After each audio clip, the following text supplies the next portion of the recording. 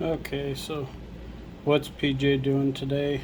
Today I'm going to be trying to turn these chalk lines into fishing reels, hand fishing reels. So this one's an Irwin with the 3x cranking. This is the Harbor Freight brand. It has the quick release button on it, but it doesn't have the 3x reeling. This one was $3.99 at Harbor Freight.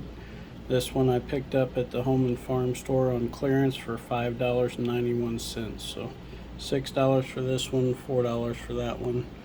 This one has the 3x, the other one doesn't. Alright, so the first thing I did was I took the metal clips off the end of the strings. Both of them have 2 Phillips screws on the back. So I'm going to take those off so that I can take them apart and change them. Alright, I got the screws out of the Harbor Freight one, so I'm going to let it take it apart. So that top piece comes off like that. That'll sit off to the side. This little lever here comes out, or this door slide. So we'll set that over there. Spool comes off. It's got a square part on the bottom that if you look down in there, you'll see a square, and then the other side, and that is this part right here. Alright, so this piece comes off here and then sits in here, and that's where that square part on the spool goes into, right here, right there. So that when you put it all back together, the handle can spin that around. Alright, I got the string all off of it, the cotton string. So now I'm going to take this 30-pound braided line, spider wire braid, and I'm going to go ahead and tie it onto the spool right here. I'm going to use a slip knot to slip it on there, then I'm going to put it all back together. First I'm going to feed it through that little brass ring right there so that it can have a guide. Then I'm going to tie it onto there, and I'm going to spool it up, put it all together and spool it up with that braided wire, braided fishing wire. Okay, so here's the inside of the Irwin brand one. So the nice part about this one is that part is held together by screws, and it's got a much larger door than the other one, than the Harbor Freight one. So now all we have to do is unspool the cotton line and then spool the braid on it and then reel it back up. So I got all the string off the Irwin spool, and this one's nice because it's got a hole in it, so when you tie off that slip knot, it actually has something to keep it from locked in place so you can put the line on it. Alright, one thing you want to remember is whenever you feed the line through, make sure you feed it through this little collar first, then tie it onto the spool. It's hard to do one-handed, but okay, now you can see I have the string actually fed through the collar. Now I'm going to tie the knot onto the spool, and then I'll reel up the line. Okay, I'm trying the Irwin hand reel.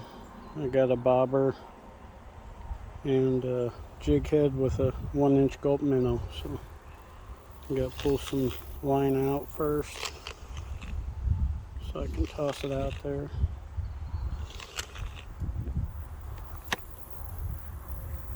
And there it is. So I got my bobber out there and see if we can't catch a fish on it.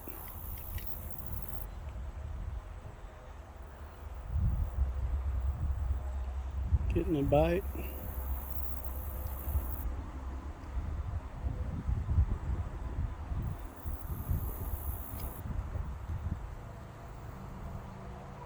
It's going to be a real tester for this reel if we can reel it through this moss or not with a fish on it.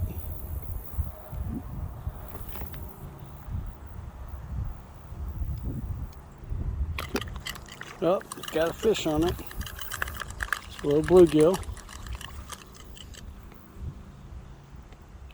First one with the Irwin chalk line fishing reel, so that's cool. Well, it works for little fish. Now we just gotta try and see if we can catch a bigger one.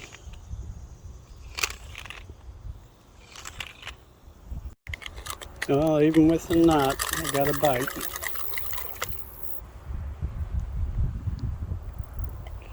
Pretty good bluegill, or hybrid, I guess. So I'll keep fishing with it with this knot and see how bad it gets.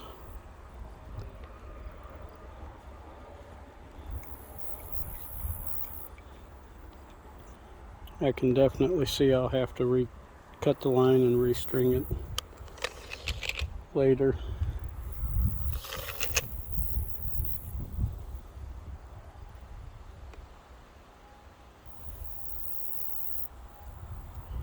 I might even try it with some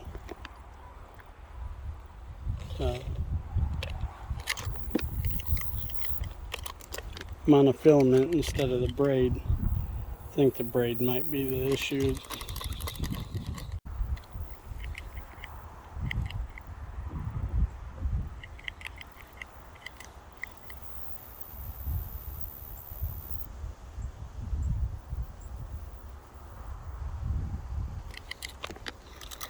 Got him.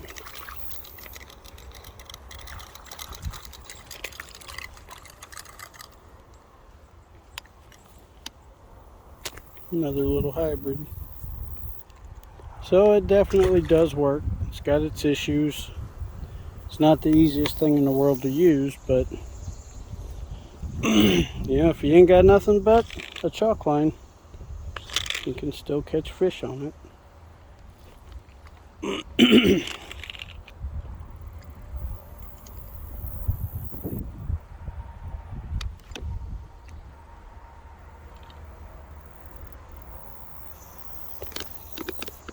Sorry about the camera angle.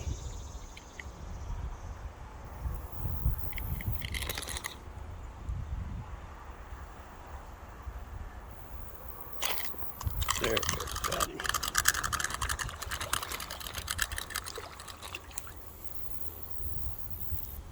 It's probably the same one every time.